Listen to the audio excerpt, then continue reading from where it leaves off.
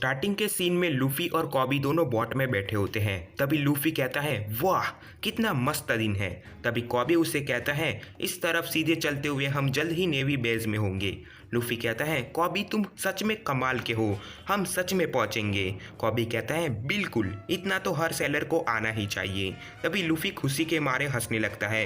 Cobie उसे ऐसे देखकर कहता है आज तुम बड़े खुश लगते हो लूफी, मैंने सुना है कि वो वही कैद है, वो मशहूर बॉन्टी हंटर रोरोनोआ जोरो, एक खूनी दरिंदा, समुद्री लुटेरों का शिकारी। वो सबके टुकड़े टुकड़े कर देता है, उसे इंसान नहीं दानव कहते हैं। और हमारे एपिसोड 2 की स्टार्टिंग होती है। महान तलवारबाज रोरोनोआ जोरो। तो फाइनली लूफी और कॉबी दोनों मरीन बेस सिटी पहुंच जाते हैं। तभी लूफी कहता है हम पहुंच गए। लूफी और कॉबी जोरो के पास जाते हैं। तभी कॉबी कहता है हे लूफी, उसे मिलने जाना पागलपन होगा। तब लूफी कहता है अभी पक्का नहीं है, पर हो सकता है वो अच्छा हो। तब कॉबी उससे गुस्से से कहता है अच्छे लोगों को कैद नहीं किया जाता। फिर लूफी एक दुकान से एक फ्रूट लेकर खाता है और शॉपकीपर को पैसे देते हुए कहता है क्या जोरो यहाँ कैद है। और तभी लूफी की ये बात सुनकर सभी लोग बुरी तरह से डर जाते हैं। तभी कॉबी लूफी से कहता है उसका नाम ऐसे खुले में मत लो। फिर लूफी और कॉबी फिर से चलने लगते हैं। तभी लूफी कहता है चलो सीधे वही चले, तुम्हें भी तो नेवी में भर्ती होना है ना। तब कॉबी कहता है हाँ होना तो है, पर मैं अभी तैयार नहीं, मैंने सुना है यहाँ कोई कैप्टन मॉर्गन इंचार्ज है। और तभी कॉबी की ये बात सुनकर लोग फिर से डर जाते हैं। तब लूफी हंसते हुए कहता है यहाँ के लोग कितने अजीब हैं। कॉबी कहता है जोरो के नाम का तो मैं समझता हूँ, पर मॉर्गन सुनकर क्यों डरे सब लोग, मुझे तो कुछ समझ नहीं आ रहा। लूफी कहता है पर मुझे तो बहुत मज़ा आ रहा है। कॉबी कहता है पर क्यों। तो फाइनली लूफी और कॉबी नेवी बेस के पास पहुंच जाते हैं। लूफी कहता है ओके हम पहुंच गए। कॉबी खुशी के मारे रोकर कहता है हाँ तुमने सही कहा, हमें एक दूसरे को अलविदा कहना होगा लूफी, वो भी इतनी जल्दी।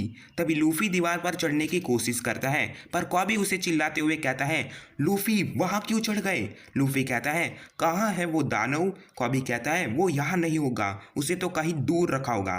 पर तभी लूफी कहता है वो रहा, दिख गया। लूफी दीवार पर लटकते हुए कहता है वो देखो। तभी कॉबी भी लटकते हुए कहता है ऐसा कैसे हो सकता है। और उतना कहते ही कॉबी की नज़र जोरो पर जाती है। कॉबी उसे देखकर कहता है वो पक्का रोरोनोआ जोरो ही है। लूफी उसे कहता है बढ़िया, चलो उसे खोल के आज़ाद करें। तभी कॉबी उसे गुस्से में चिल्लाकर कहता है पागल मत बनो, तुमने ऐसा सोचा भी कैसे, वो तुम्हें मार डालेगा।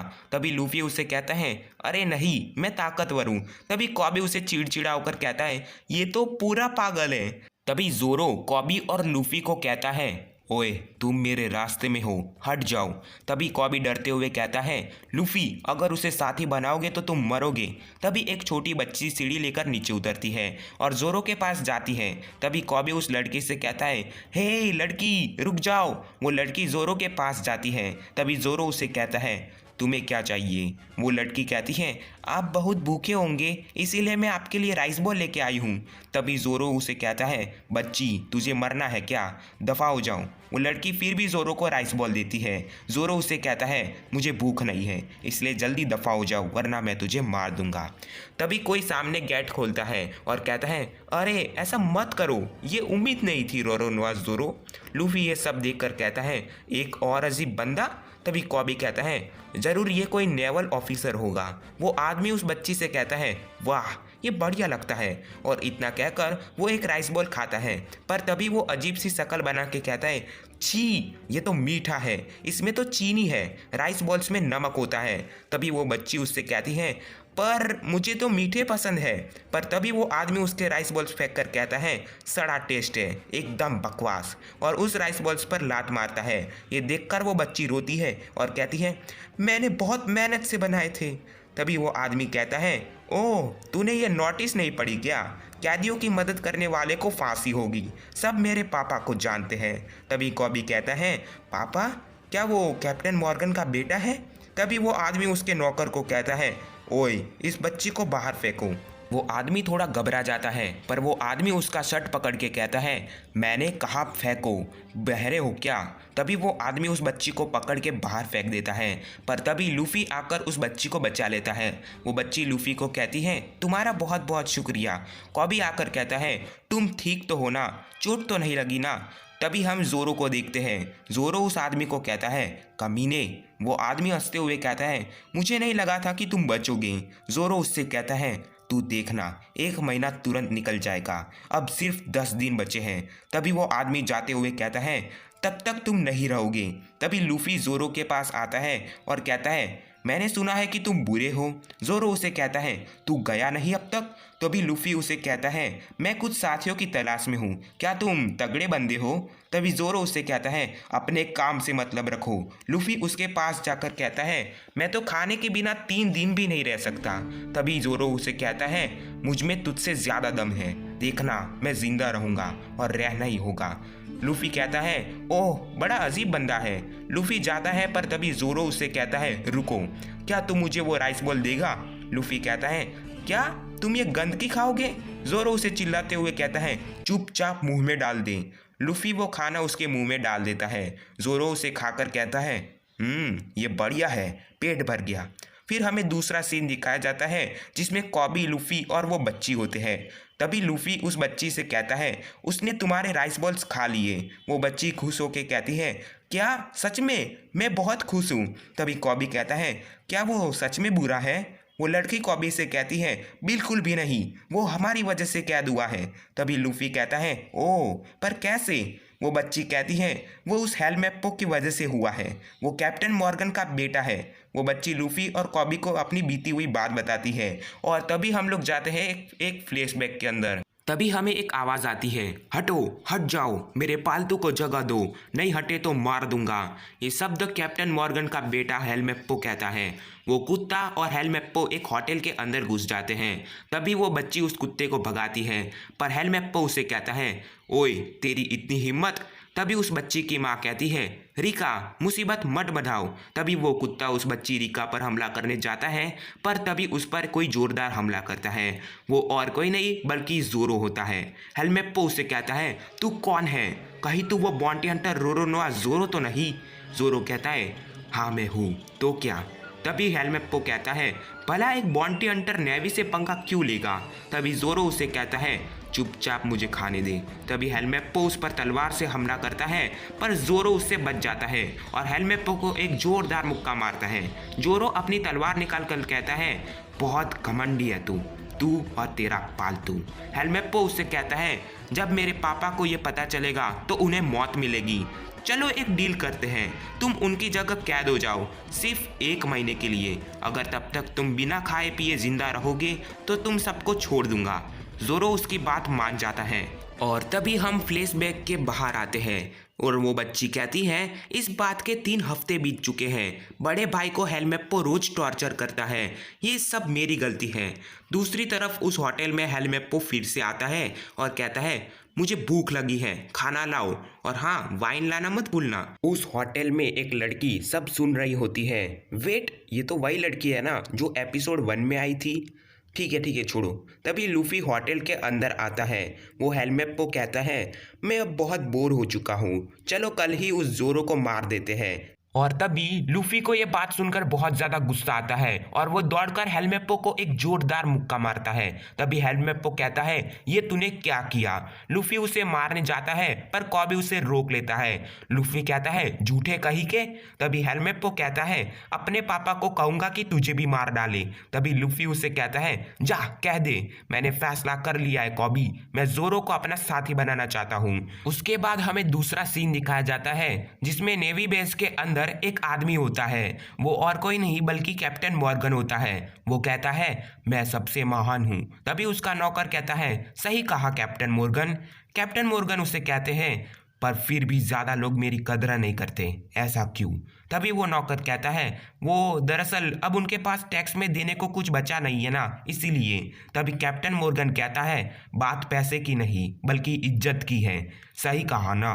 तभी रूम के अंदर हेलमेप्पो आता है और वो कहता है, पापा मैं चाहता हूँ आप जोरो को मार डालो। तभी हमें फिर से दूसरा सीन दिखाया जाता है जिसमें जोरो अपनी कुछ बीती हुई बातें याद करता है। वो अपने बचपन में किसी लड़की के साथ तलवारबाजी कर रहा होता है। वो लड़की जोरो को हरा देती है और कहती है, तुम बेकार हो जोरो। तभी जोरो कहता है, मैंने एक वादा किया था, उसकी खातिर मैं यहाँ नहीं मर सकता। तभी जोरो के सामने लूफी आता है। जोरो उससे कहता है, फिर से क्या तुझे और कोई काम नहीं है? तभी लूफी कहता है, मैं तुम्हें खोलूंगा पर तुम्हें मेरा साथी बनना होगा। जोरो उससे कहता है, तुम क्या करते हो? लूफी कहता है, मैं एक समुद्री लुटेरा हूँ। तभी जोरो उसे मना करते हुए कहता है, फिर तो कभी नहीं, मुझे तेरा साथी नहीं बनना, कहीं और जाओ। तभी लूफी उससे कहता है, समुद्री लुटेरों में क्या कमी है? जोरो उससे कहता है, समुद्री लुटेरा मतलब बुरे लोग, मैंने आज तक कोई भी बुरा काम नहीं किया। तभी लूफी उससे कहता है, पर तुम लोगों के सामने तो तुम बुरे हो। जोरो उससे कहता है, मुझे उनकी सोच की परवाह नहीं। तभी लूफी कहता है, पर मैं फैसला कर चुका हूँ। जोरो उसे चिल्लाकर कहता है, कैसा फैसला? तभी लूफी उसकी बात को इग्नोर करते हुए कहता है, वैसे क्या तुम तलवारबाज हो? जोरो उससे कहता है, मेरी तलवार उस कैप्टन के नासमझ बेटे ने ले ली थी। तभी लूफी उससे कहता है, मैं वो तलवार वापस ला सकता हूँ पर तुम्हें मेरा साथी बनना होगा। उसके बाद लूफी वो तलवार लाने निकल पड़ता है, पर जोरो कहता है, तू अकेला बेस में घुसेगा? लूफी बेस की दूसरी साइड भागता है। ये देखकर जोरो उससे कहता है, गधे कहीं के, बेस दूसरी तरफ है। तब लूफी उससे कहता है, ओह मुझे पता नहीं था। उतना कहते ही लूफी अपने हाथों से रॉकेट की स्पीड में जाता है। तभी जोरो मन ही मन उसे कहता है, ये है कौन? उसके बाद हमें दूसरा सीन दिखाया जाता है जिसमें बहुत सारे लोग कैप्टन मॉर्गन की मूर्ति खड़ी करते हैं। वहाँ हेलमेप्पो अपने पापा को कहता है, हे पापा आप मेरा काम कब करोगे? तब कैप्टन मॉर्गन हेलमेप्पो को एक जोरदार मुक्का मारता है और कहते हैं, तू इतना बड़ा गधा है कि तुझे मारने का कोई फायदा भी नहीं होगा। वो उसके बेटे को उठाकर कहता है, मैं सबसे महान हूँ, वैसे मुझे खबर मिली थी कुछ घुसपैठियों की। इतना कहते ही वो एक नौकर को कहते हैं, ओए तू शहर में जाकर उनको मार डालो। तभी वो कहता है, वो एक बच्ची थी, माना कि ये आपका ऑर्डर है पर मैं ऐसा नहीं कर सकता। उसके बाद कैप्टन मॉर्गन कहता है, नियम तोड़ने वाले को मौत मिलेगी। इतना कहते ही वो उस नौकर को अपने कुल्हाड़ी वाले हाथ से हमला करता है और उसे मार देता है। ये देखकर सब लोग डर जाते हैं। तब हेलमेप्पो कहता है, कैप्टन आप इतना गुस्सा क्यों हो? तभी मॉर्गन कहता है, मेरे काम ने ही मुझे कैप्टन बनाया है, इस बेस में मुझसे ऊपर कोई नहीं। और तभी सब लोग उनसे डर कर कहते हैं, हाँ बिल्कुल सही सर। तभी मॉर्गन कहता है, चलो सबसे पहले ये काम करते हैं, ये मेरी ताकत दर्शाएगी, चलो जल्दी इसे खड़ा करो। और इतना कहते ही सब लोग काम पे लग जाते हैं। तभी उस बेस के नीचे लूफी आता है और कहता है, अजीब है यहाँ तो कोई नहीं, तलवार ढूंढने से पहले उसे ढूंढना होगा। तभी लूफी को ऊपर से आवाज़ आती है और कहता है, वहाँ पर कुछ है, चलो जाके देखता हूँ। और उतना कहते ही लूफी अपने रबर जैसे हाथों से ऊपर पहुंच जाता है, पर वो थोड़ा ज़्यादा ही ऊपर पहुंच जाता है, इसलिए वो मूर्ति की एक रस्सी को पकड़ लेता है जिससे पूरी मूर्ति नीचे गिर जाती है और उस मूर्ति के दो टुकड़े हो जाते हैं। ये देखकर सबका मुंह खुला का खुला रह जाता है। मूर्ति का एक टुकड़ा नीचे गिर जाता है और टूट जाता है। तभी कैप्टन मॉर्गन गुस्सा होकर कहता है, उसे पकड़ के मार डालो। हेलमेप्पो कहता है, पापा इसी ने मुझे मारा था। तभी लूफी हेलमेप्पो के पास आता है, ओह तुम यहाँ हो, मैं तुम्हें ही ढूंढ रहा था। उसके बाद लूफी हेलमेप्पो को पकड़ के कहीं ले जाता है। तभी मॉर्गन कहता है, उसे भागने मत देना। तभी कैप्टन को एक नौकर कहता है, कैप्टन वहाँ कोई है। कैप्टन वहाँ देखता है और कहता है, एक और ने अपनी कब्र खोद डाली है।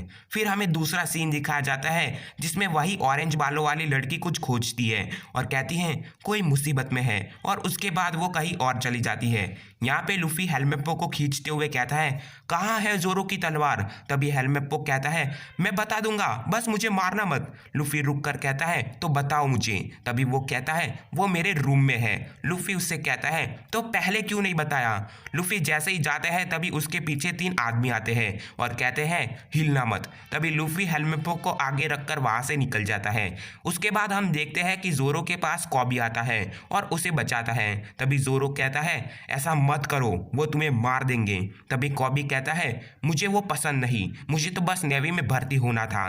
तभी जोरो उसे कहता है, रुको, मैं अभी नहीं भाग सकता, 10 दिन और है।